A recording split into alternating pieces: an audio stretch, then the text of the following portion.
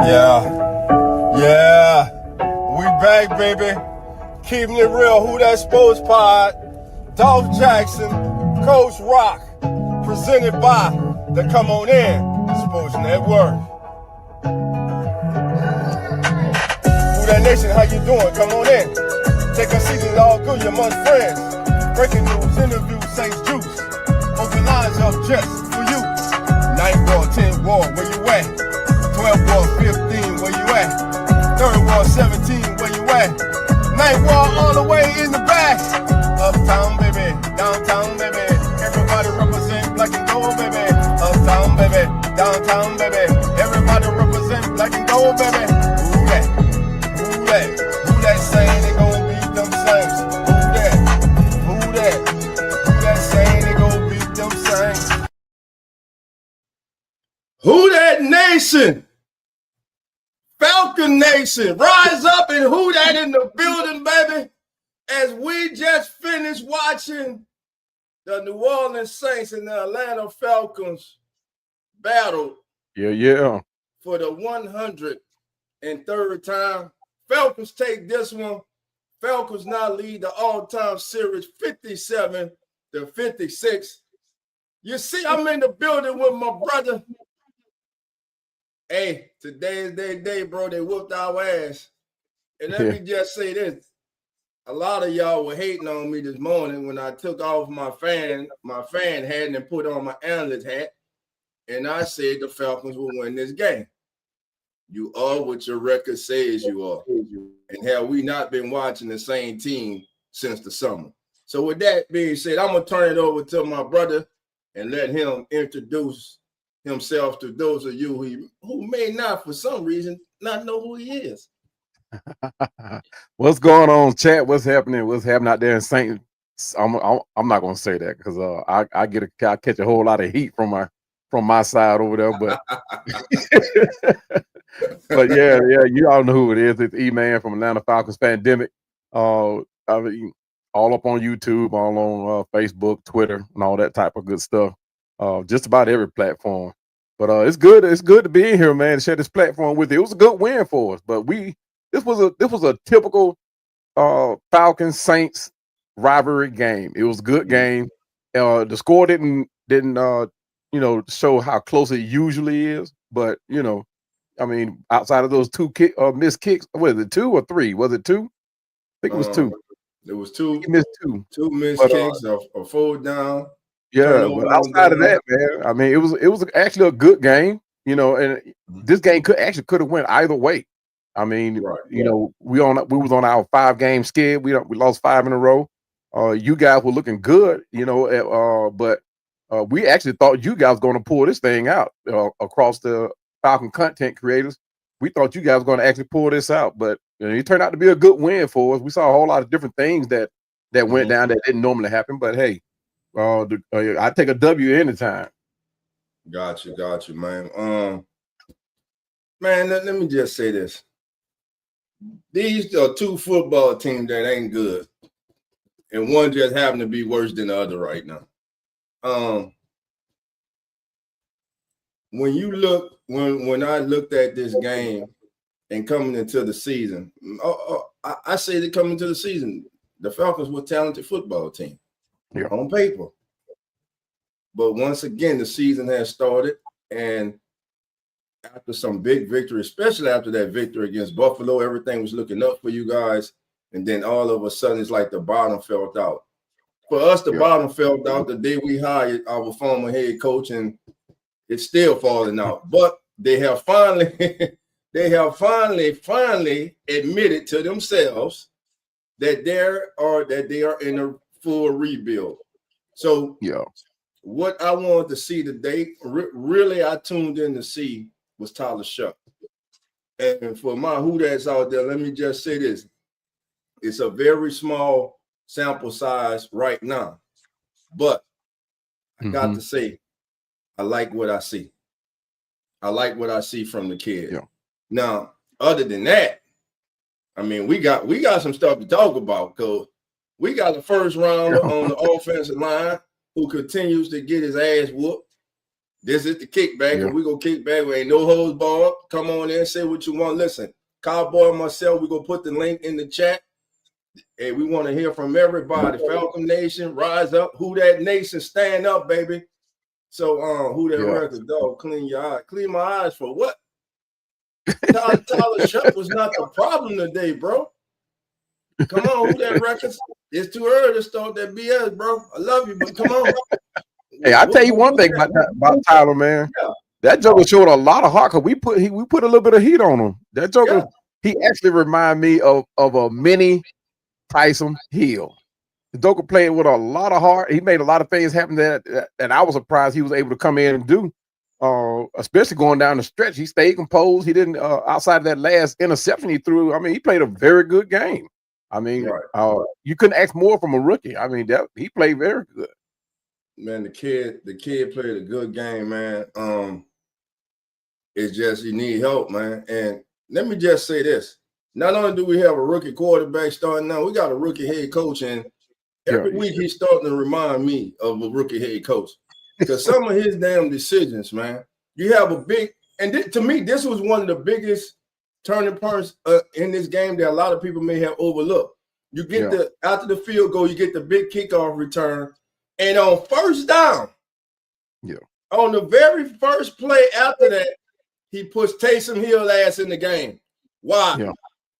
That was not the right moment for that. You took the kid off the field, bro.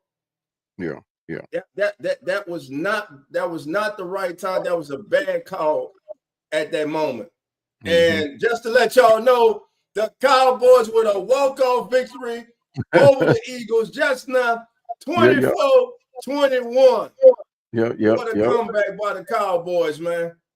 Man, bump them Cowboys. I don't care what's going on in the NFL. I don't want Cowboys to win nothing. I'd rather take an L for the Cowboys to win.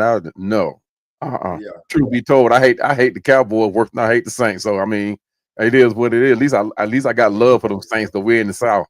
You know what I mean? But I don't have no love, absolutely none for them Cowboys. Let's greet the chat, man, as they're coming on in, man. Come on in. How you doing? Come on in. What's up, Mama? In the house. T Mama said, can we say week before last was a fluke? What, the victory? Yes. Tyler Shuck. I don't think the kid's a fluke. Hold on. Shuck ain't the Saints. Shuck it ain't the Saints. He the future. Sorry, ain't the future. He the future. What up, Trey, big bro? What's on the coaching staff is because of the funky stink. Well, listen, we know about the management, the front office. Man, you just had the owner come on and say, "I'll be crazy. I'll be crazy to fire Mickey Loomis." No, your ass crazy for keeping Mickey Loomis. Yeah, now you got. I know you're the more powerful person in Louisiana. You got 2 professional franchises, and I don't know what you're looking at, but he's running both of them, and both of them in shambles. Yeah. You know. What's good, brother Wallace? All right. Swarm. Listen, Swarm. I'm gonna put the link in. You gotta come in, baby. That's the Swarm. Hold what on, up, Red? My third cousin's about to come in here. Yes, sir. My third cousin in here, man. Hey, I got a chance to do a podcast with this cat, man. I'm telling you, he came in just for that little short while he was in. Man, I felt like I've been knowing him for years because we made a statement in that podcast. We was in the Carolina Panthers podcast, I believe it was. And I'm telling you, man, that's a good dude, man. Can't wait to do more shows with him. I'm a third cousin, man. Yes, sir. Okay. Yeah, we third cousins. Tell him, Swan. All right. All right. How many points Saints offense score? Let me see. How many points did the Saints offense score today? Close your eyes. It's happening. It's happening. I mean, I'm being funny, but I'm so serious right now. Close your eyes. Yeah. How many damn points did they score, bro? Yeah. This team has had a problem with scoring in the red zone since this summer. Mm-hmm. A lot of you wanted to blame Spencer Rattler, and listen, he had his fault. He was horrible in the red zone. Now he's out, Shuck is in, and this team continues to suck in the red zone. So what's the one common factor right now with this team in the red zone? It's the offensive coordinator, Nussmeier, who a lot of people don't want to talk about. He's a problem. And Kellen Moore is a head coach making these bad decisions. Again, you had just had a big kick return, and you in the very first down after that, you put Taysom Hill in. And again, I sit here and I ask why. It made no damn sense to me. Right. So what was your overall thought about this game, Cowboy? I tell you, this was one of those games where you have it's like you got two first-year teams basically, you know, and it lived up to everything that you wanted to live up to.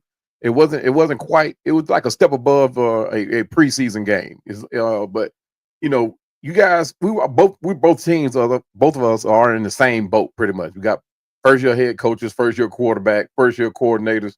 I mean, we are both facing injuries that we, you know, didn't count on coming down the stretch, right? I mean, we have more than enough injuries to, you know, to list. I think our injury, both of our injury lists are more talented than our starters right now. So I mean, it's bad. It's one of them things that we got to bounce back from, right? I mean, but when you look forward to the future, right?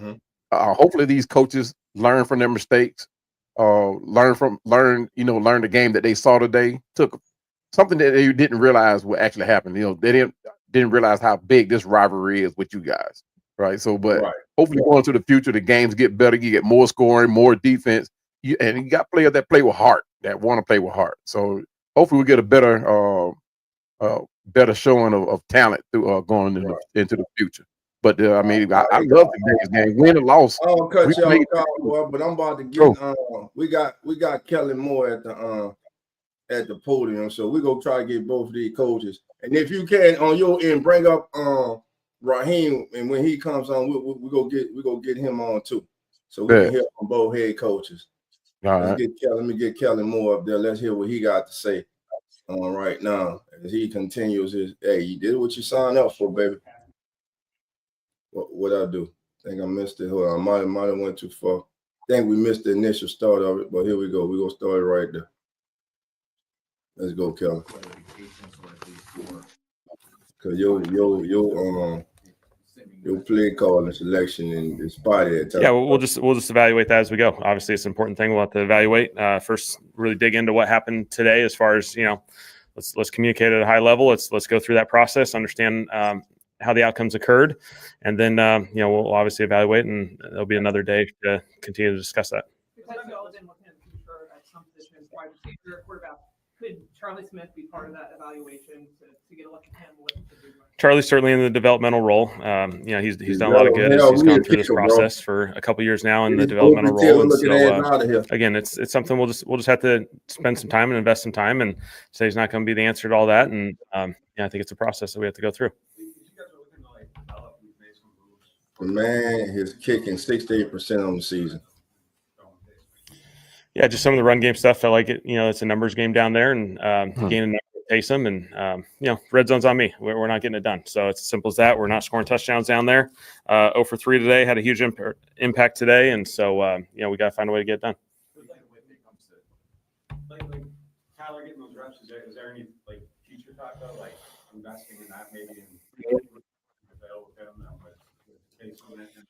I think always the goal is still to win the football game, and there's plenty of opportunities that obviously Tyler goes through that are hard situations and challenging situations, and there's just plenty of stuff in there that red zone wise felt like there would be some good opportunities. Felt like the game in the +1 situation, there's a lot of evidence support it would be a positive manner. It didn't come out to our outcome, and so you know, certainly there's more opportunities that we'll have to evaluate Tyler. There's plenty of games that we're going to get to evaluate him in those situations, and that'll be an important part of this process.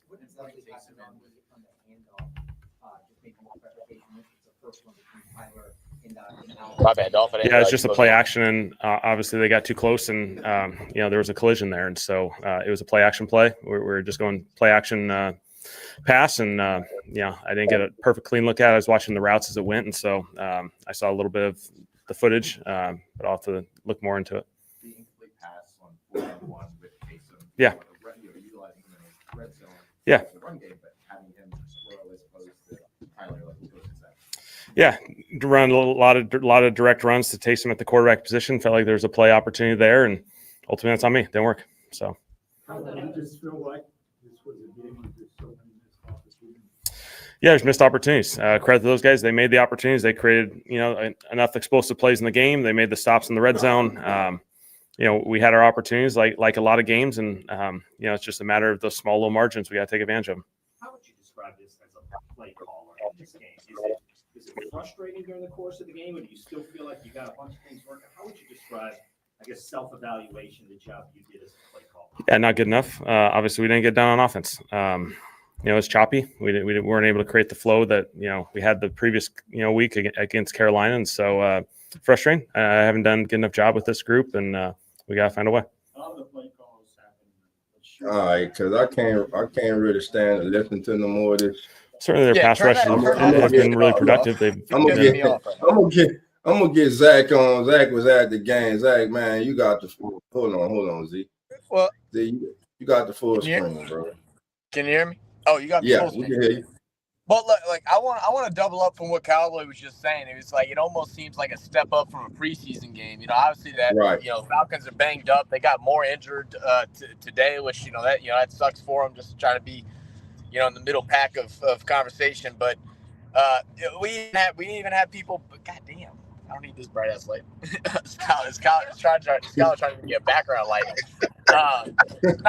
This is my thing. It's people in the crowd were joking about how this looked like a high school game. That's what it looked like. You talk about a team big return from Pettis, missed field goal, drive down, not a great drive. We had nothing going on offense.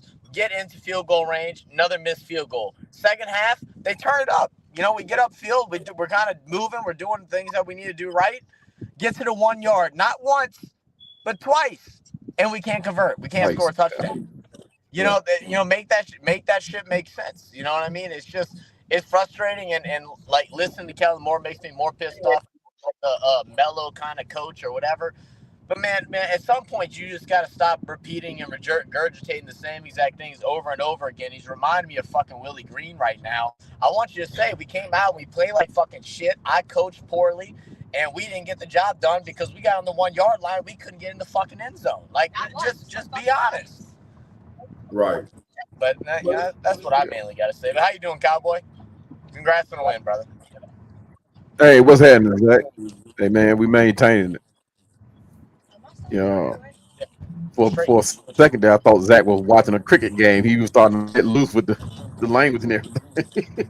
Oh, my bad. No, I'm sorry. I forgot you keep it. But yeah, man, it was a great game to watch, man. I don't know, man. We had a handful of Falcons fans right behind us chirping at us for the last 7 minutes of the game. I just had to get some frustration out.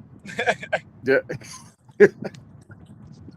Right. I feel you on that. Trust me, I feel you. We're going through the same thing over here on this side. The season could be better for both teams. We could arguably be more competitive than the record says. Obviously, we both got talents on both sides of the ball. But we got to leave it up to these coaches. It's sad, but these two first-year coaches have to go through this learning curve and figure these teams out, man. I really hope we do it sooner than later, and not have to make detrimental decisions that affect the overall growth of both teams. They got their hands full this offseason. Cowboy, is Raheem Morris a first year coach? Technically, yeah. He coached y'all a couple years back, but he was an intermittent? Was that what he did a little internship. Okay. Yeah, he did an intern. He was an intermittent coach, but that was just a move. I don't think nothing came of that. I don't think they really honestly think that Raheem Moore was going to be that guy at that time. I think he was just the guy to fill the shoes till we fired. Who was it? Mike Smith? Who was we fired? I forgot who we fired, but we let our coach go, so they fill him in. But he is. Arguably, he is a experienced coach because he did coach down in Tampa. His first year coach for us. I'm gonna put him like that. Right. And we run different defenses. So I'm not defense, it's offenses. So yeah, I would say he is a new coach for us. Yeah. Gotcha. He definitely acted like one. I tell you that. Man, Listen. Well, you know, like the thing is too, He is performs like, like you know, one. it felt even though Atlanta was in control like pretty much the whole game, it wasn't like the Saints defense didn't come out to play. Like, you know, the defense still with the amount of vets that we have on that squad, they know how important this game is, and they really came out and, you know, brought the intensity, and the offense you know, shallowed away. Like it almost felt like, you know, the moment was too big and they didn't game plan right. I don't know what it is, but, you know, defense came out and played well. Like we held y'all down for a while. I mean, I think y'all really only had two like really successful drives, like where y'all were just flowing, I should say. Yeah. Man, this is what's The crazy thing about us this game. is we're one of these The teams Saints that had play in 7-8 plays. What you got? No, I was just saying 7-8 plays, total what? plays. Saints had 7-8 plays, and the Falcons had 55. Yeah, and the 78. Falcons had 302 yards. The Saints 293.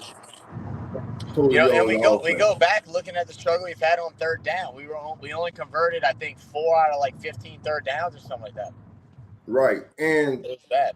And just looking at the box scores, man. Listen, I'm gonna tell you the biggest to me the clincher was the 2nd and 24. You guys got the intentional grounding, and B. Jones gets 34 after They being set the up bump great off. blocking on that play. Great blocking on that play. Mm-hmm. But still the man gets 34 on 2nd and 24.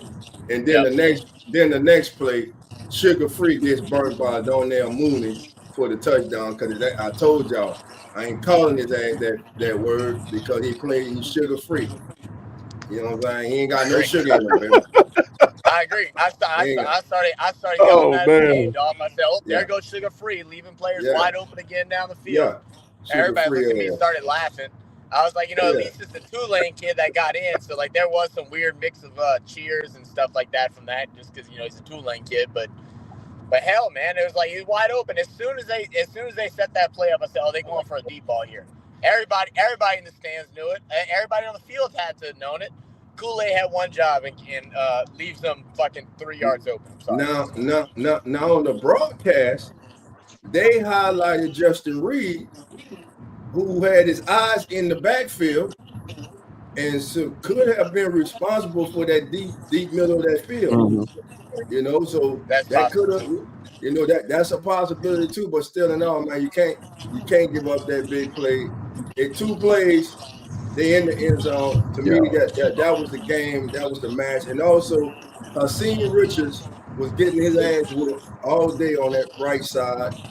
We got a former first-round pick in Cesar Ruiz, who just continues to get rough, bro. I mean, they got to fix this offensive line through free agency. All the draft. You got to get some goals. I had everybody laughing at the game, Dolph. I said, there you go. Four first-round picks wasted on linemen that can't block. I mean, Penning is no longer there, but it don't matter. It's still part of it. 4 first-round picks, and Chuck's got 3 seconds to throw the ball every single down. They even went ahead, and they knew the pressure was so bad, they dropped Juwan Johnson back there to help blocking with Devin Neal, and they still couldn't get more than 2 to 3 seconds to get that ball out. You know, it's just bad, man. It's bad football. It's bad football. Go ahead, Cowboy. What you got? Yeah, but y'all got to remember too now. Y'all got to remember one thing. We drafted a pair of rattlesnakes that are crazy. I mean, what's his name? James Pierce Jr. and Jalen Walker. Right. Those 2 guys. You talking about something that adds to the defense? I mean, our front line was already stout, and then you add a pair of guys like Walker and Pierce Jr. That just add to it, and you put that up against another rookie line.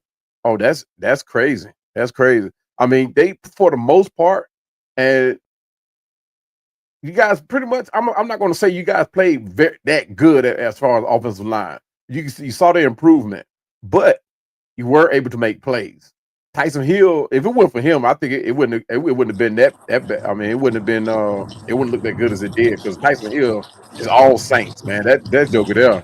I hate when I see his name on the roster as a starter. Give him here. Y'all can have it. Give him here. Tyson Hill, man. Good. No, I'm just talking. But let me see. Taysom is not the same Taysom Hill He's coming off that major injury Well, you know, from the last thing year. is that it's so He don't have the predictable, same man. Like, explosiveness, bro. You know, I think it's going to take him it's just so dang predictable. And McCoy snapped it high to Taysom Hill 2 times. 2 times that ball was snapped high. One ended up going over his head, but there was one prior to that also almost went over his head. He just barely grabbed it. You know. But the thing is it becomes a situation where it's 4th and 1.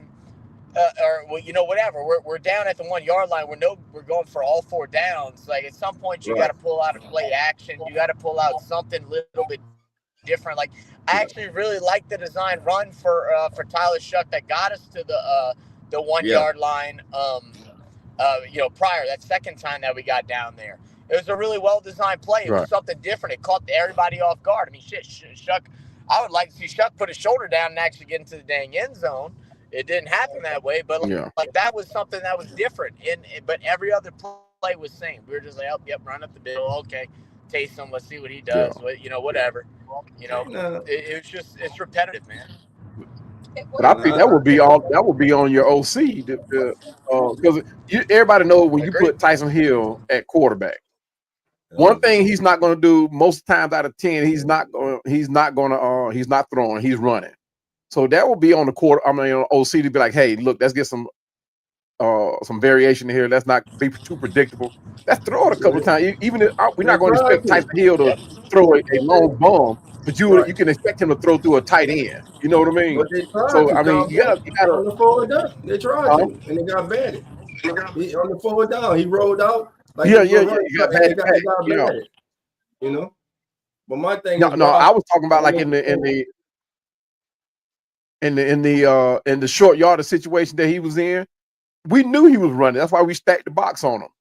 We knew he was running. Yep. Everybody. It was a no-brainer. Everyone knew. He don't never hand the ball off. Yeah. The prior week against Carolina was the most he ever handed the ball off to Elton in his Saints career. He always keeps the ball. It's too predictable. But my thing is, like I was saying earlier, I'm back to that big kickoff return. That was a bad decision to pull that kid off the field on first down and put Taysom Hill in there. Yeah, I didn't get to see that because I was not the right time. I was just grabbing food. I think whenever that happened, I came back and I saw on the screen that we had got a big return, and then I came back. I grabbed my food, paid, went, sat down, and Falcons had the ball back, and I was like, "Wait, what?" I was like, "What the hell happened?" I was like, "Was it a fumble? What went down?" But turn out we missed a field goal. Some with a high momentum swinging moment inside the dome at home, and you miss a field goal. Right. Come on, man. Got to be better. Got to play better football. Yeah. And your kicker has the lowest percentage in the NFL. He's making his kicks at a 68% clip. Why is this man still on the team? Yeah. Why? There's no reason for Blake Gruber to be on this team. He's one of the lowest in the NFL. He has not put any skins on the wall. Hold up now. He has. Oh, never mind. No, ESPN just posted a notice, but it was just about Blake Gruber getting booed. I thought it was that he got cut, and I was about to start cheering. Well, they could announce it later tonight or tomorrow. He needs to be gone. Go his ass back to Mayberry. Yep. Where he belong.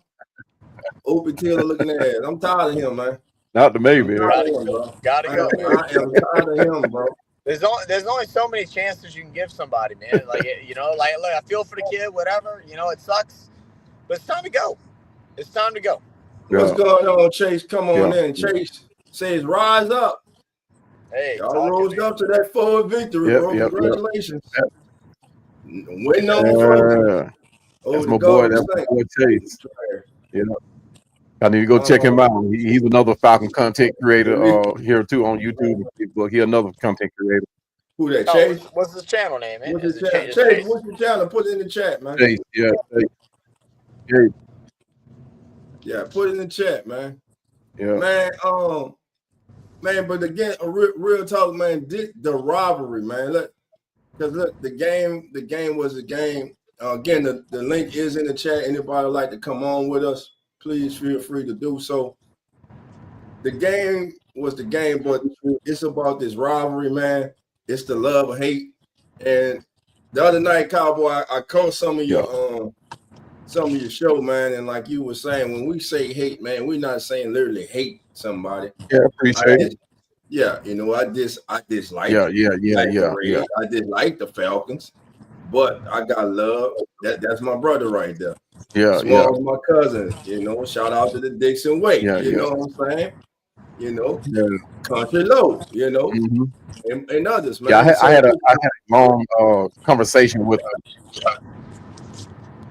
I had a long conversation with a mainstream reporter, and I sent the link, not a link, but I sent a message to him, right, and to talk about this rivalry, because you know it's it's one of the longest and one of the best rivalries in the NFL. You know, and because he's one that likes to cover like the Falcons Saints rivalry, I've reached out to him, and he came back with this long drawn out message about hate. He didn't like the word hate and all that type of stuff. I'm like, dude, come on, man. You about as old as I am, you know what I mean, or young as I am. Let's change that. And you know, and I'm like, dude, it does not mean an ill will. It's not what it is. You know what I mean? Everybody know what when you use it in the term that I used it. Right. It is what it is. It's talking about the rivalry, man. That's all it's about. I mean, I appreciate the brother reaching back out to me, you know. But at the same time, I mean, it's not. I got family members that are Saints fans. I got friends that are Saints fans. I got brother from another mother, and you guys that are family from another platform that are Saints fans. I'm like, it's no ill will, man. I don't have ill will towards nobody. I don't want to shorten my life like that. You know, this is not. It's just what it is, man. It's hate week. It's a rivalry week. It's an intense rivalry that's been going on for years. And I'm a longtime fan, so I'm gonna use that word hate, but not in the sense that he wants to use it. So, I mean, I appreciated him though. Anyway, reaching back out to me, but it's okay. It's okay. Maybe he said he'll come on and do another show, just not that one. But it's all good. It's all good. we still got it in though. Yeah, I mean, he says hate, man. I appreciate the love. Really hating, you know what I'm saying? Listen, it's a fierce, intense, passionate rivalry between two teams and two fan base who love their teams. Now, you do have some people on both sides out there who take it too far. But again, the key here, but I'll catch y'all next time. Good catching up with you, Cowboy Dolph. I'll let y'all later, guys. All right, man. Y'all be safe getting home, man. Right, go through it. Man, go ahead, man. Appreciate it. Now there you go. Just boot me out, Dolph, because all right, I'll kick you out, bro. Get out. Love you. Get out. All right. That's my boy Zach, host of Real Fan Sports, RFS Saints, man, and part of the Come On In Sports Network. He was live at the Saints Falcons game today. This is a joint podcast of the Atlanta Falcons Fandemic and the Keeping It Real Who That Sports podcast. I'm DOLPH Jackson, the host of the Keeping It Real Who That Sports podcast. I threw it to you. Catch it, Cowboy. I threw it to you. I missed that. I missed that. What's his name? Rewind. Who was his name? We go rewind. I'm DOLPH Jackson. Old Falcon receiver.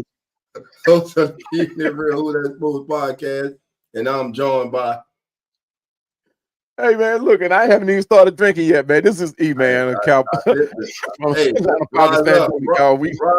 rise up, help your boy out, man. Hey man, look, I'm concentrating on this. Hey, look, I'm concentrating on this Corona that got the sweat going down the side of it. I haven't touched yet. Look, he having a victory drink. Now, I know some people are laughing, man. I know some people are laughing right now at this. Right now, you know what? That's what I start. Yeah, that's what I'm gonna start doing when it's time for me to take a sip. I'm just gonna. Yeah, there you go. Just tap your hammer like Richard. But y'all know who it is. This E-Man from the Falcons Fandemic, y'all. Yeah, we in the house. We're gonna look at this game, man, as a stepping stone to the next season. Both of these teams are huge rivalries. For those of you that missed my show yesterday, you can go back on YouTube and look at it. All it does is talks about the rivalry, and we touched on this game that we just watched. So Just come on in and let's talk about this Atlanta Falcons Saints rivalry. It's a long-term rivalry, and a lot of people don't know how the Saints rivalry started. You know, it was a good way for it to start. But we made up the NFC South. We are the original two teams that made up the South. Tampa Bay didn't come along until later on. Carolina, you guys, most of you already seen know when they came on, but we make up the NFC South. The NFC South would not be without the Atlanta Falcons and the Saints, and we both wanted to claim the South. So, and that's pretty much how it got started. And the one game that it all stems from, and we started talking trash from that day on. With the first game against y'all, and it was 62-7, I think. With the Falcons being came on out victors on that, but after that, it became heated. After that, and like I said, it was a hate-love relationship between us because we were actually, like I said, we made up the South. So you talk about two cultures that were eerily similar. Both of us had the cuisine, had our own cuisine coming in. Both of us had our own hype. I'm gonna say it like that for all you young kids, but we all had our own culture, right? But like I said, the NFC South, we both wanted to claim it. So and right now we got like the most heated rivalry in the NFL, regardless of what the main media is saying. I mean, we had the rivalries like the Dallas Cowboys and the 49ers and the Raiders and the Jets and all that back in the day that were rivalries, but this rivalry here, you cannot talk NFL rivalries without talking about Saints, Falcons, football. And truth be told, we had a rivalry that almost got started with the Dallas Cowboys and also one with the 49ers back in those days when they were trying to heavily push the NFC West. So, but yeah, I mean, when the Saints and the Falcons rivalry jumped off, guys, really, we actually started like this heated thing when you talk rivalry football. So yeah, man. I mean, let's talk about it. I want to know how many people were around back then. The thing about got started. So, but this rivalry, I don't want you to drop your age in the chat. Just put a thumbs up if you know. Yeah, it's like this, but man. Yeah, I mean, it's a good rivalry, man. This rivalry is like a college atmosphere, man. That's the type of rivalry it is, man. You got both fan bases traveling to the other city in busloads. You have fan bases now, though one's in black and red and the others in black and gold, who have now become virtually family because of seeing each other year after year at the game. They have changed numbers. They have become lifelong friends. And and again, it's just like being married to a spouse who's a Georgia fan and you're a Florida fan. So, that particular day, you got to split house, baby. And it's just like that. But again, this rivalry, man, it goes back. I remember the Big Ben. I remember the night Michael from New Orleans, Michael Haynes went off on the Saints for 200-something yards. You know what I'm saying? Yeah. I remember the year the Falcons went to the bowl in the Saints with Jamal Anderson and doing the damn dirty bird, and they birded their way all the way to the Super Bowl. I remember them days. Hell, I'm young enough. I mean, old enough, young enough to remember. Young enough. CBS NFL Today was my show, baby. And one of my favorite. The reason I'm doing this now is one of my favorite announcers and sportscasters of all time was Brent Musburger, man. And I used to wait for them Sunday mornings when the game come on, NFL Today come on, and you hear Brent say, "You are now looking live at whatever state it was." Right. Man, that hyped you up for the day, man. You know what I'm saying? Right. Then Herb Cross on there with him. You know what I'm saying, man? So, this rivalry goes back, man. You had a lot of great players in this rivalry. This rivalry means a lot to a lot of players. You have players who have played on both sides, like today, David Onyemata. This was his 19th Saints Falcons game. Think about that. Then think about this. Yeah. One of the greatest kickers in the history of the National Football League, forever be a Saint, even though he went to Atlanta, Martin Anderson. Yeah. Martin Anderson my kicked man. for the Saints and then went to the Falcons. Now, to me, as a Saints fan, that was a cardinal sin. You go to any other team, don't go to the Falcons. You know, Go to the Falcons. Exactly. Then it was Bobby Abel, the founder, founder for the Who That Nation, who said, hey, he got mad with the Saints because they won't give him his paper. Who he gonna play for? The Atlanta Falcons. Joe Horn. Everybody want to get their get back. Yeah, everybody want to get their get back, man. You know what I'm saying, man? But it's and now we got Caden Ellis. Man, you got Caden Ellis came from you guys. You had Caden Ellis, Anya Mata. You had our Anya Mata. Yeah. You had the damn defensive line coach. Nielsen. Yeah, Ryan Nielsen. He was a good one too. Yeah, Ryan Nielsen is a good head coach, man. Yeah. But man, again, I was surprised for him didn't keep him. Yeah, but like Cowboy was saying, man, you got two teams that right now, and realistically, well, I know we not going nowhere. Now, what I hope is that a lot of y'all out there in the black and red, please don't let this win over the 2-9 Saints go in your head and think you about to get back in the playoff race. No. We already know it, brother. Yeah, we already know what it is. The best we can do is 10-7 on the season, probably. But mathematically, we already know that it's going to be one of the things that we know we out. Right. Even if we win out, it's going to be tough. Yeah.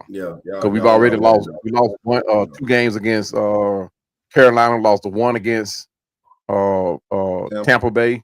And we got to go see them again. We got to come see y'all again. It might be a different result. So we got to come to y'all next time. Matter of fact, it's the last game, final game of the season. Saints and the Falcons. Yeah, final game of the season. Final game of the season, man. But y'all won't have to worry about playoffs, though.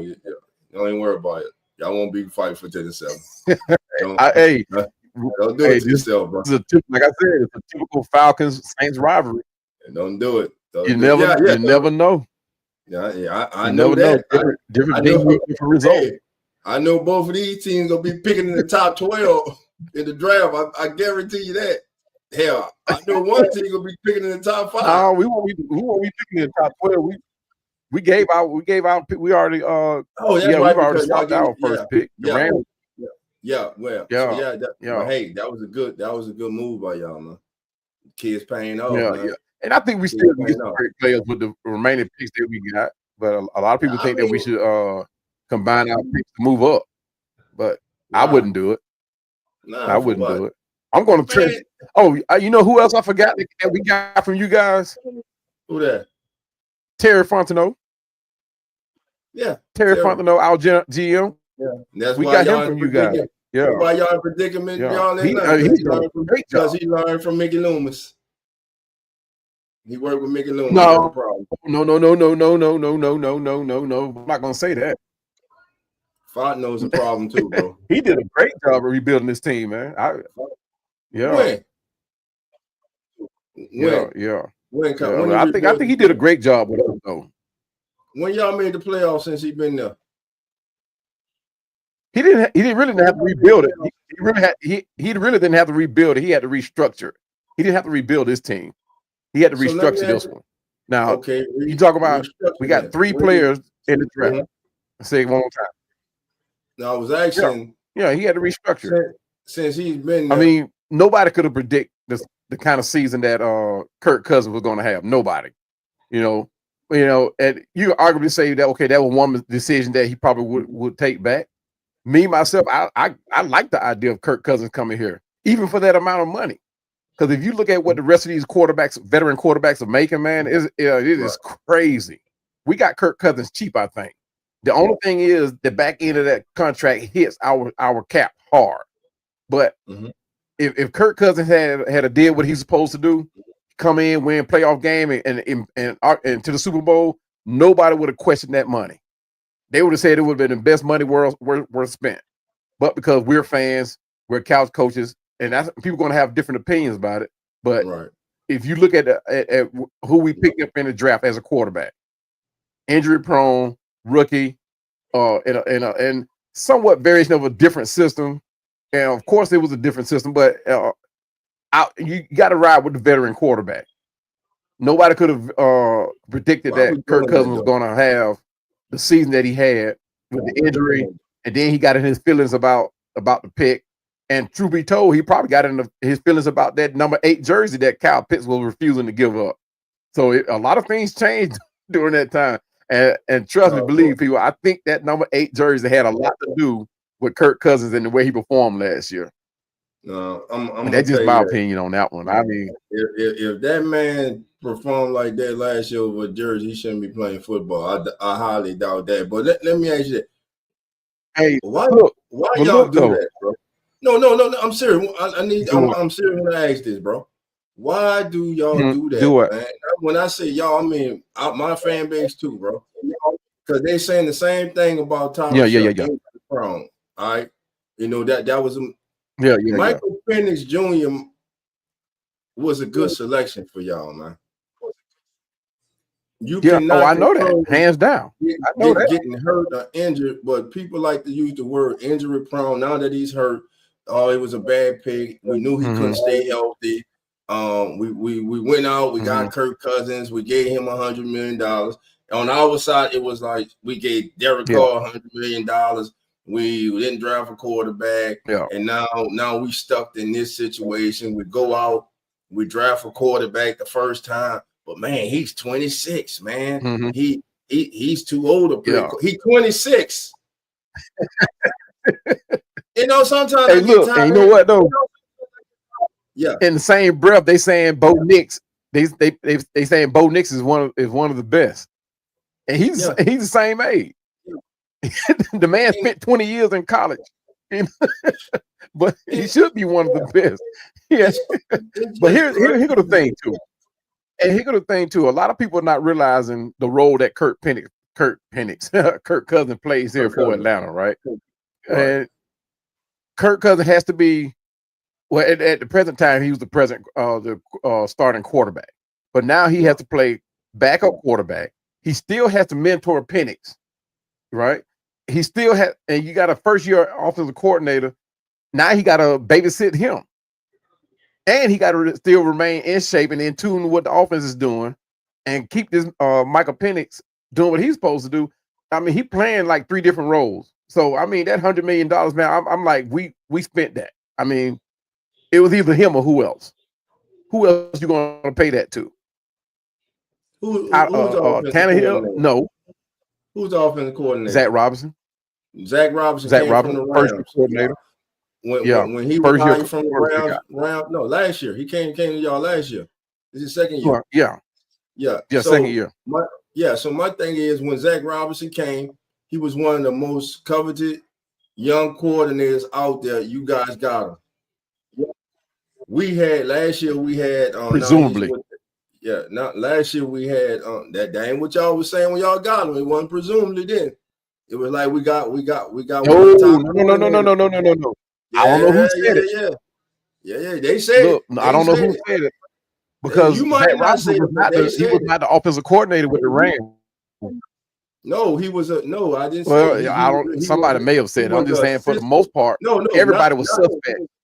He was a highly coveted assistant. Yeah. Everybody he was not looked to be the next great offensive coordinator. Yeah, and he was highly sought after. Hell, we was in the market for him too before we went with Kubiak. We got Kubiak, and after 2 weeks last year, and you think he was the greatest thing sliced bread, but then we saw what happened after that. Now he's going to Seattle. They had a great start to the season. They winning. You know what I'm saying? But it goes about it all has to do with you got to be whether a player, coach, or whatever. It matters the building you in. It matters the culture you in. It matters the players you have. It matters the coaching staff who you work with every day. Everything has to align, man, to be a good football team, man. Yeah. And right now, like I said, go ahead. I'll finish after you. Go ahead. Yeah, but here's the reason why a lot of people have so much faith in Zach Robinson, right? He came in with the Sean McVay's playbook, right? You went out and you got a quarterback who could play either one. He could play the West Coast. He could play the Sean McVay and Kirk Cousins. He could play either one of them. Now, you went out and drafted a quarterback who plays out of that Sean McVay system. So now you're thinking like, okay, we put this thing together. We found people that we don't have to come in and introduce to a new system. So we drafted this quarterback high at number 8. So when as a fan, you looking at this thing like, okay, we already got a foot in. We got the head a heads up on everybody with we don't have to really train nobody. It's just a matter of developing chemistry. And we thought with Zach Robinson, who has coached in that Sean McVay system, and then you got Raheem Morris, who was on the tailcoat of one of the greatest coaches in football today, and Rams coach, I can't remember his name, but then you got a quarterback who plays in that system, and then you got a backup veteran quarterback who can play either way, who can teach that system to Penix. We thought we had a whole system going here. Like we couldn't lose. And on paper, you got Drake London, Bijan, Darnell Mooney. Something we have never had. We've never had like wide receiver running back, backup running back, backup wide receivers this deep, the depth, being this deep. We never had that. Right. And that's what I was sharing with one of the other content creators. This is arguably one of the best on paper, one of the best teams we've ever had. As far as we talking about starting talent. What team? Starting talent, our team. No, man. Our team. The starting talent. Hold on, let me finish. The starting talent, when you talk about starting talent and then depth. This is arguably the most talented team we've had. Now, I'm not saying the wins accumulated to that, barring the record.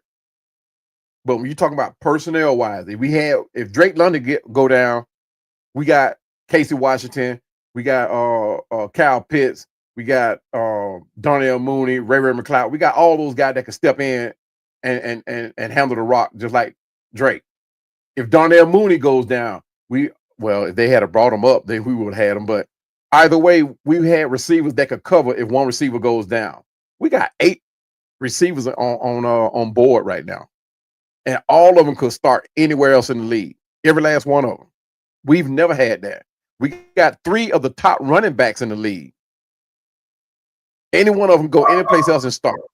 Bijan Robinson can go anywhere and start. Tyler Algier cannot go anywhere and start. Tyler Algier is going to be sought out. Drake London is good, but he can't go. Now, I don't know. I'm on the fence with him. But as far as y'all being deep at receiver, they put it up. They put it up today, bro. Listen, this man Drake London has 60 receptions, right? Your next receiver, official receiver, not tight end, not running back, was Darnell Mooney with 16 catches for 42 yards. Casey Washington 6 for 14. Ray McLeod 6 for 14. David Seals 4 for 9, and Kadero Hodges 3 catches for 10 yards, bro. That is not. Shut up. Listen. That is not a receiving code, brother. I got that close now. That is not a. Let me tell you, bro. That is deep, bro. Listen, that is. I'm gonna tell you why. Again, I'm gonna let you go. I just need to say this before I lose the track. So what I'm saying is this, bro. On paper, I understand what you're saying. On paper, that's why I don't deal with it on paper. On paper, it looked like we had a decent team. Paper don't win football games, bro. And right now, it's about what you production. These guys combined, bro. The combined Atlanta Falcons receiving core, minus Drake London, they don't even add up, bro. You got 16 and 12 is what? That's 28. You got 32, 34 receptions between the other wide receivers and Drake London, man. That is not a productive wide receiver core, man. So I'm not arguing that. Yeah, we fell short. So the talent is not there, bro. I'm gonna tell you. Yeah. This is what the answer to that. The problem is Zach Robinson. This is the exact same receiving core we had last year. This is the exact same one. We added a couple receivers, even drafted a couple of them. Well, we got them through the undrafted process, but it falls on Zach Robinson, and it shows that he has a disconnect on this playbook. Either he's not opening it up, or he's not fully utilizing it, or he don't know it. One of the two. But we saw what this receiving core could do the last 4 or 5 games of the season last season. This is the exact same receivers. Like I said, we only added, I think, 3 of them. But everybody last year were go-to guys that we could have went to with weapon. Kirk Cousins showed that when we went and played Philadelphia, when we went and played Minnesota, when we went and played Carolina, when we went and played Tampa Bay. Kirk Cousins showed what we can do with these receivers. So it's not the receivers, it's not the personnel by a long shot. It is definitely the offensive coordinator. No, man. No, it's don't do that, Cowboy. You too smart for that, bro. Don't do that. No, no, bro. You cannot let these players off the line, bro. No, I'm not because we've had. How Zach don't know his own playbook? No, players need to be held accountable. You can call the right play at the right time. If they do not execute, that's on the player. These players have not stepped up for y'all. Just like the Saints receiving core have not stepped up for them. They have not stepped up for y'all, bro. It's just that simple. 34 receptions between all of them, the same guys from last year. That's pathetic. I am not. Bro. Trust me, I am not. Put that on the offensive coordinator, bro. I am not holding off accountability. I am not holding off accountability. I am the one that will hold accountability. Now, the thing is, and we've had some drop catches that should have been caught. However, when you look at let's take it, for example, the game today. Yeah. The game today, if Michael Penix had played today, you would not have seen Michael Penix on the center. He would have been in pistol all game long. And that's the big difference. And you saw what Kirk was able to do. Michael Penix could do the exact same thing, if not better. We saw that last year. Trust me. And the receivers that produced for us last year, when you saying Kadero Hodge, when you saying Chris Blair, Casey Washington, these guys are not playing this year. And they should be. Ray McLeod is gone, so we can't count him. So that means if we let go Ray McLeod, that means one of these producers that we had last year should have been brought up, right? But we didn't do that. We went in and brought up a player who has never played for us, David Seals. And even now, they brought in Dylan Drummond. Where's Chris Blair? Where's Kadero Hodge? These are receivers that produced for you last year, scored touchdowns for you last year. But they're not playing at all. There's a reason they're not playing. These players see them every day. Chris Blair is still down there on the practice squad, bro. But why is he still on the practice squad, bro? There's a reason, bro. These coaches. That's why I'm saying. That's why I'm saying it's Zach Robinson, huh? Coaches see these players every day in practice, bro. They know. So they what, know. So you think there's a difference? No, man. Yeah, there's a difference. That was 2024. This is 2025. And if they're not on the active roster, that's because the coaching staff as a unit and the offensive coordinator and the head coach all agree that they're not better than who's on the active roster right now. And if you got to go out and get somebody to bring them in, that's saying, hey, we need an upgrade in that room. Now, last year, and I hear what you're saying, but you were saying, Dolph, last year against when Kirk Cousins had those same guys, he did this with him and that. That's last season. We're in 2025 right now. Y'all just won y'all full game. This offseason, you guys were one of the favorites. A lot of people picked the Falcons as one of the teams to come out the NFC this year to be that team that took a big jump. But unfortunately for y'all, bro, it has not gone that way. You got one of the best all-around, all-purpose talents in the National Football League in Bijan Robinson. Drake London, I made fun, but Drake London is a good wide receiver. Michael Penix, before he got hurt, had thrown for just under 2,000 yards. The kid can play. And you say, well, he can do the same thing that Kirk Cousins can do from under center. As a coach, and you heard me say this, I've heard you even say it, as a coach, your job is to put a player in a position where he's most comfortable and where he will be most effective for himself, but most importantly for the team.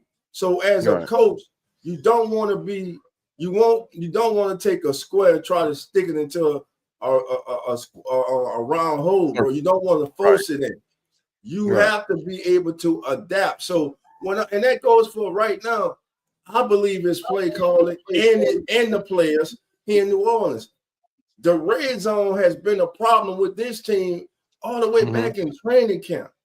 They couldn't score in the red zone in training camp. And here we are with 6 weeks left in the season, and they're still the worst red zone offense in the National Football League. Eventually, it goes from the players to the coach. What players are you calling? And then when the coach does call the right plays, or the players on the field executing it. And right now, this team on my end, they're not doing it, bro. And on y'all end, bro, to me, the Falcons are one of the most disappointing teams in the National Football League this year. Agree. Yeah. I believe that the Falcons coming into this season, and I say it, and I got a lot of flack for it. I say, y'all might not want to hear this. To my who that I say, but the Falcons are one of the most talented teams in the NFC. Right. All they need is good quarterback play and show up that defense. Right. The problem with the Falcons is they're inconsistent. They don't show up at the right time. You get a big win against Buffalo. Right. Then you come back.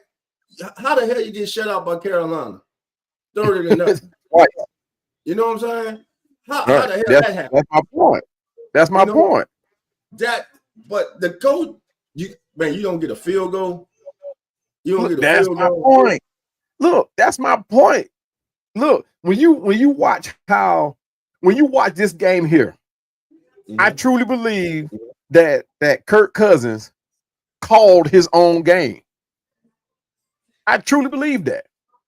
I truly believe he called his own game. I think Zach Robinson, when another thing that you saw too on the sideline, when Michael Penix goes to the sideline, whether he had a good play or bad play, when he goes to that sideline, most of the time, I tell you 8, 9 times out of 10, you're going to see that quarterback go to that sideline, pick up that pad, and his offensive coordinator is right there.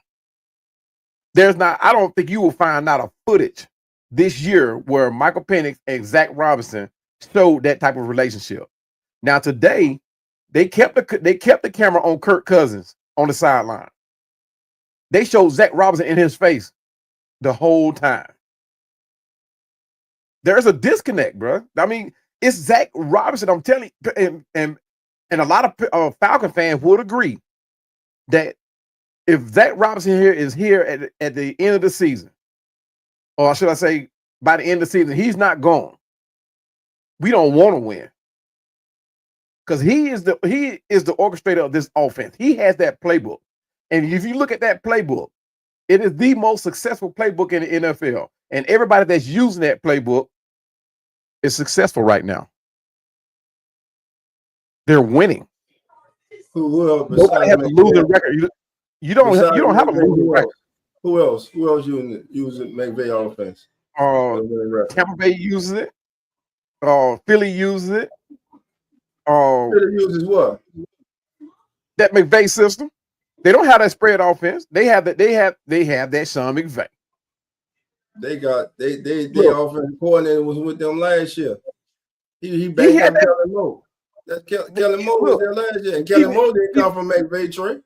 Even when Jalen was there, just because you didn't coach with him, don't mean you're not using the playbook. You're using the playbook. Shanahan uses it.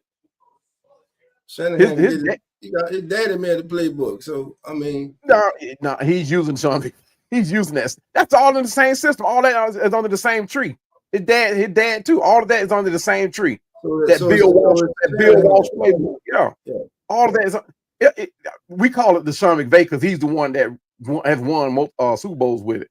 But it's Bill Walsh's playbook originally. It's Bill Walsh's playbook. But everybody who's using that playbook is winning and is successful.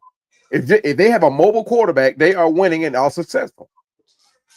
It's all about the personnel, though. Yeah, but the thing is, we got if you Zach Robinson, why are you trying to fix that what's not broken? Right? Kadero Hodge was one of these players is probably one of the best third down receivers we got. He proved that last year and the year before that. And he still produces.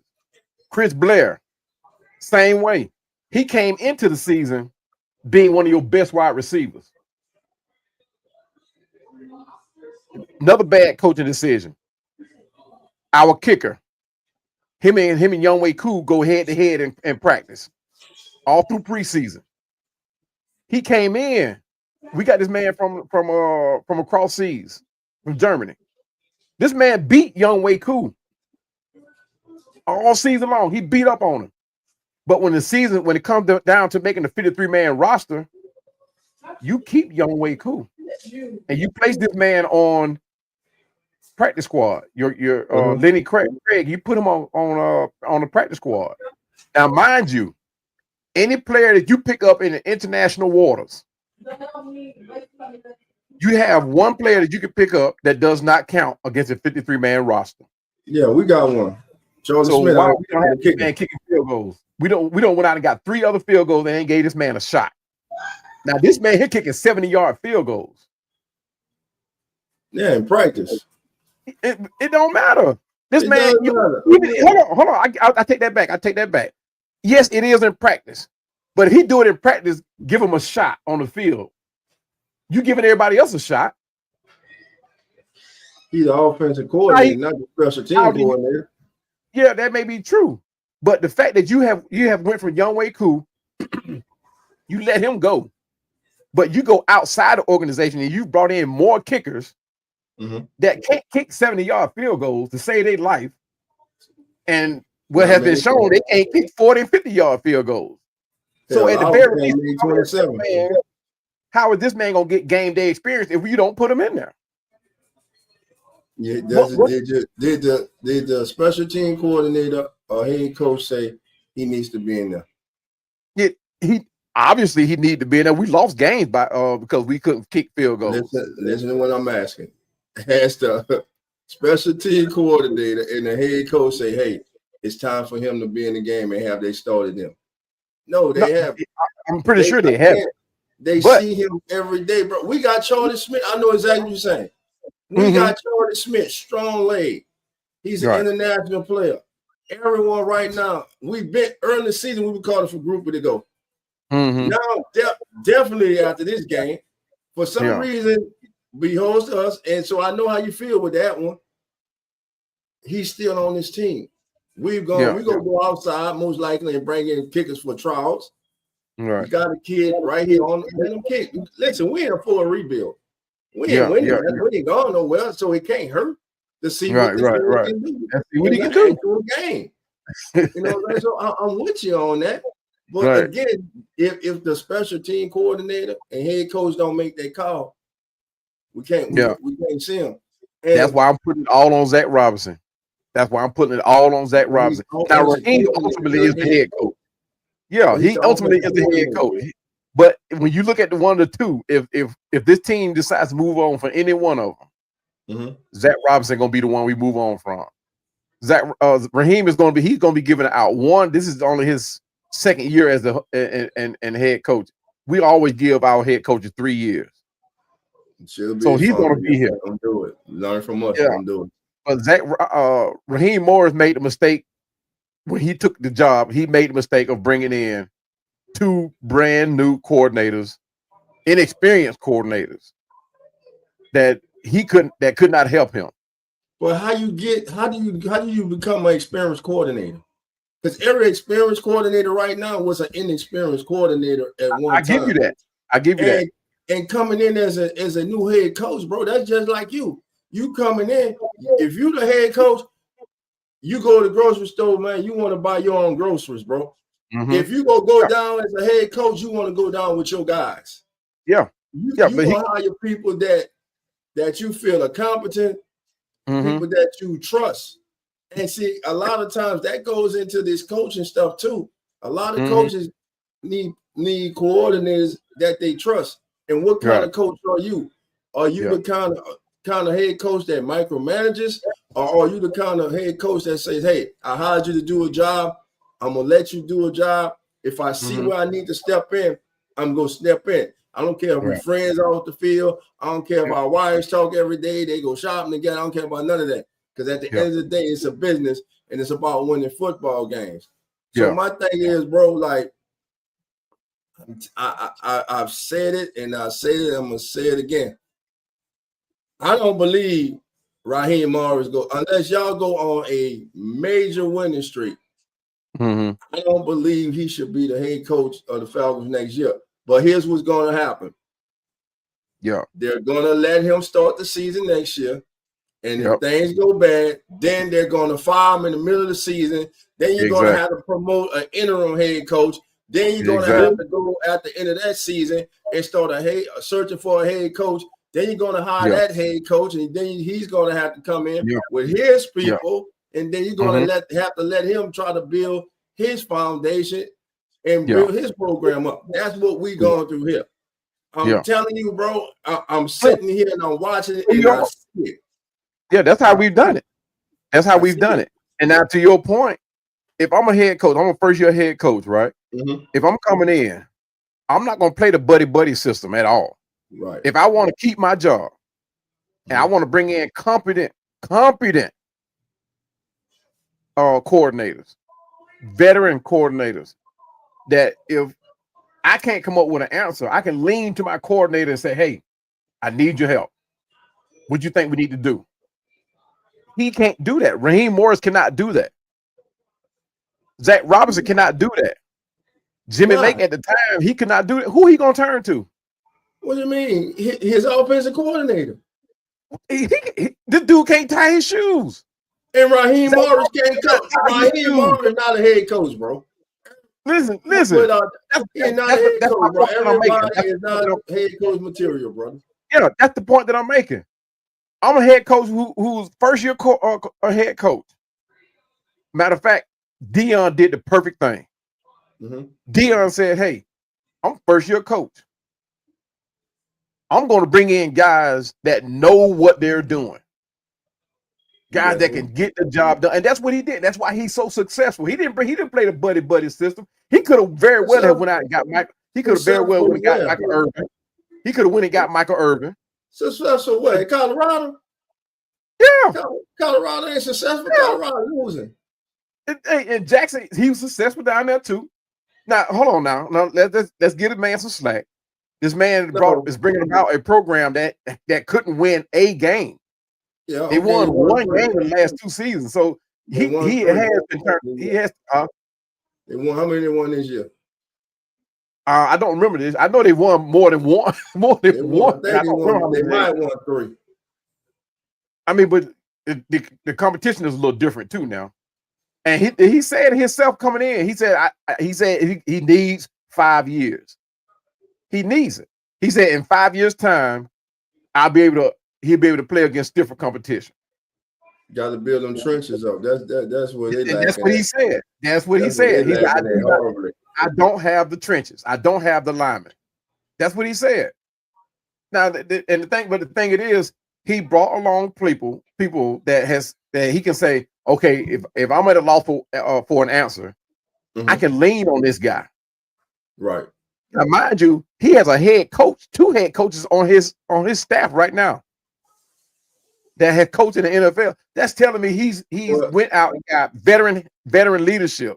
People he can turn to. To me, we can't do that. To me, what you're saying is you're giving Raheem Morris a pass, bro. No. Because you were saying that, he can't turn this off. No, he hired Zach Robinson as his offensive coordinator. He sat down with this man. He interviewed this man. He spoke to people about this man in the league. The Falcons were not the only one interested in this man. This man, listen, if you're any kind of coach in the NFL, you are knowledgeable. All right. Right. So this man to be considered as one of the top candidates to be an offensive coordinator in the National Football League. That means Who consider him? A lot of people, bro. We ain't gonna do Who that. consider Zach Robinson to be a top coordinator? Man, a lot of people did, bro, including the Falcon fans, including you. When y'all were going out to get him, y'all did, bro. Y'all did, bro. A lot of people did. Look, I'm not gonna make it a bet, bro. I'm not gonna make it a bet, but I'll give you $1,000. I'm not gonna make it a bet, but I will give you $1,000, and you can find where I have said that Zach Robinson was the best guy for us right there. Who the only coach that I had, the only coach that I had expressed confidence in was Raheem Moore. That was the only coach. I didn't express no confidence in Jimmy Lake. I didn't express no confidence in Zach Robinson whatsoever. The only guy that I said before y'all hired him. Yeah, before we hired him. Yeah. How would you not have confidence in a person that you haven't even seen No. We know what kind of team we had here in Atlanta, right? We knew with all these young guys that we had that we needed a veteran hand. Raheem Morris was young enough. He was the hype man all along. He was not actually the shot caller. He has been the hype man for Atlanta for years. Even when he was here, he was not the guy. Raquan Manuel was the guy. He was the defensive coordinator. And Raheem Morris played the same role when he was in Los Angeles. He was not the defensive coordinator. He was just on the coattail of the guy who was the coordinator. He was not the defensive coordinator here or in Los Angeles. So why hire him? You saying experience? So why hire him as the head coach? Why not go get a more experienced head coach than Raheem Morris? Hey, trust me. Ask me. Look. Truth be told, I don't think Terry Fontenot chose Raheem. I really don't. It's off the blank. I think it's off the blank or either or Jim McKay. I don't think neither. I don't think. I think if Terry Fontenot had chose him a head coach, I think we would be in better position.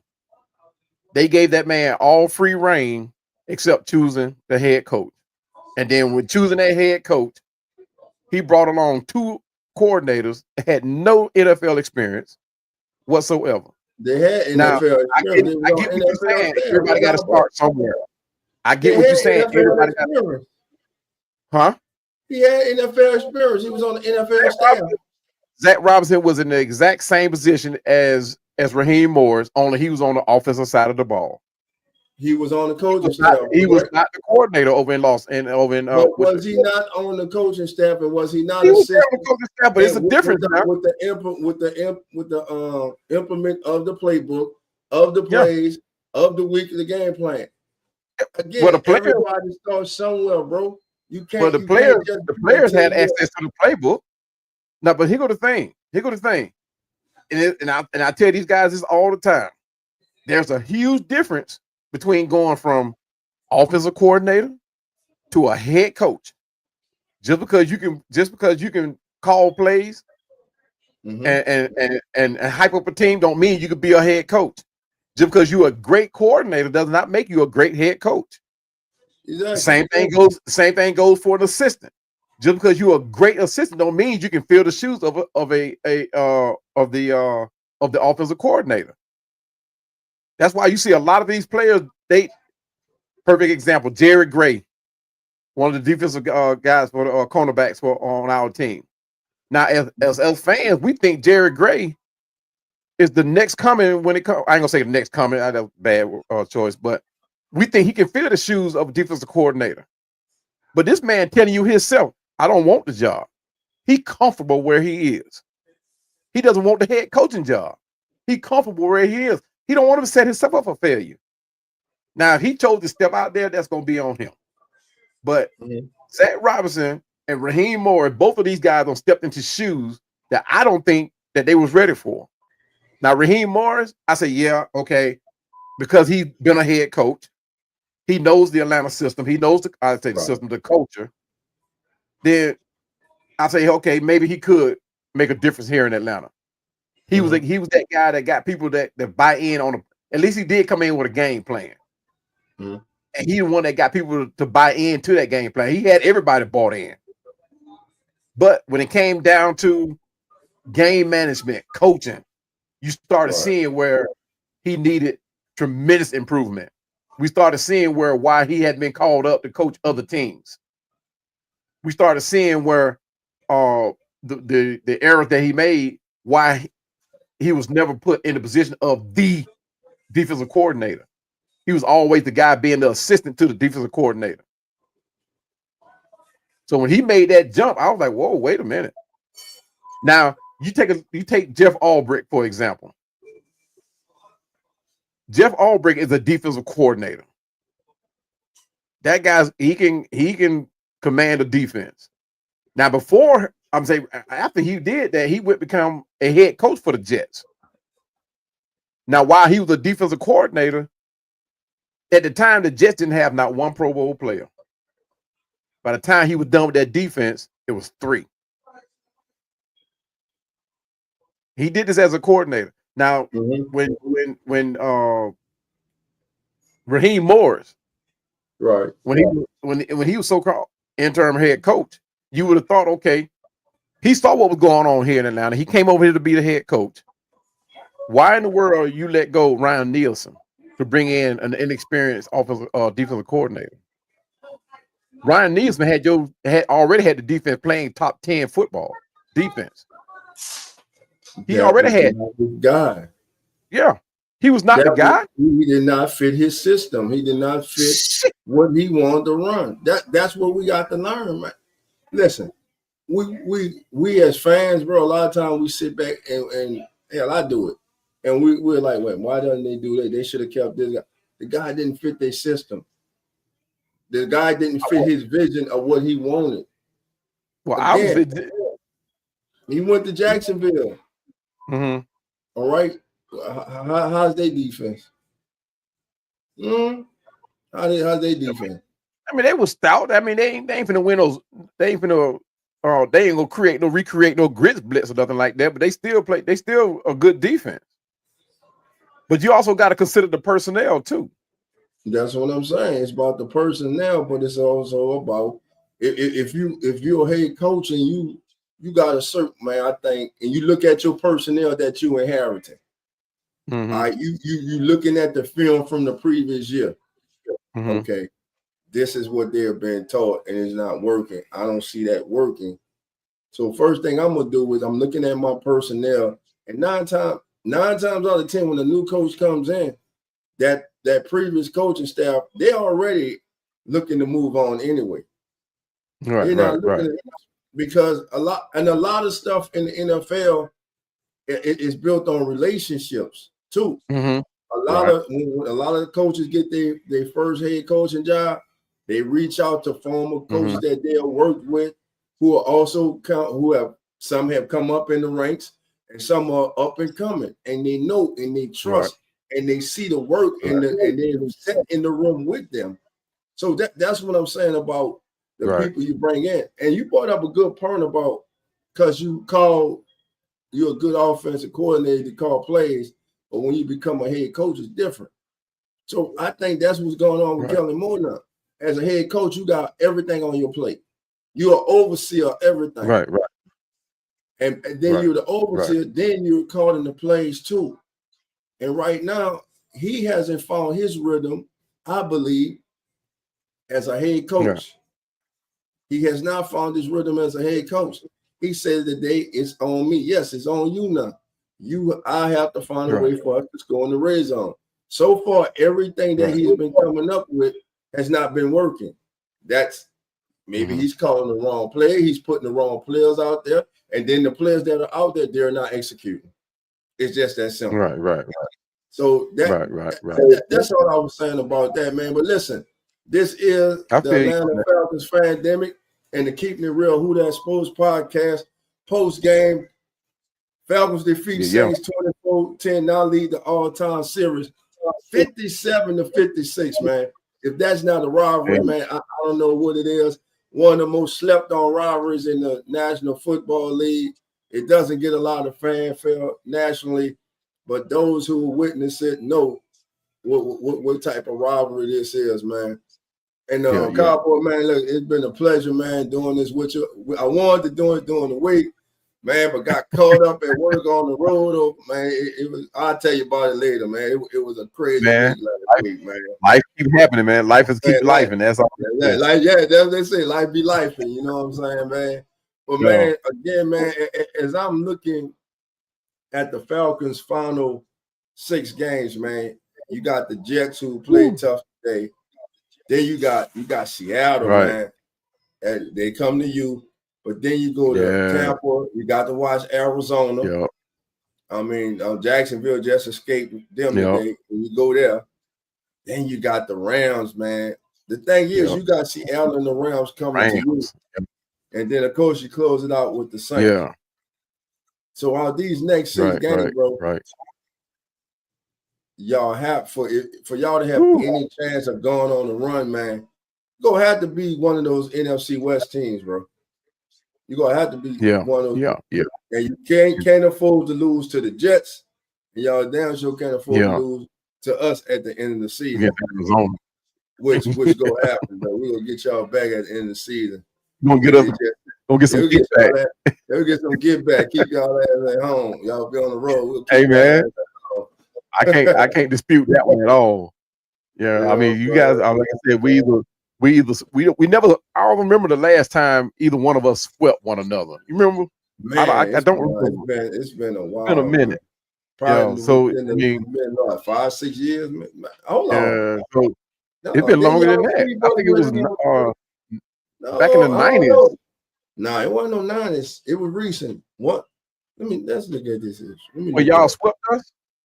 Yeah, I want to say, damn, was it Dennis Allen's first year? Of course, because I remember with that Michael Thomas catch, they came back, we beat y'all, and then it might have been his first year, I believe.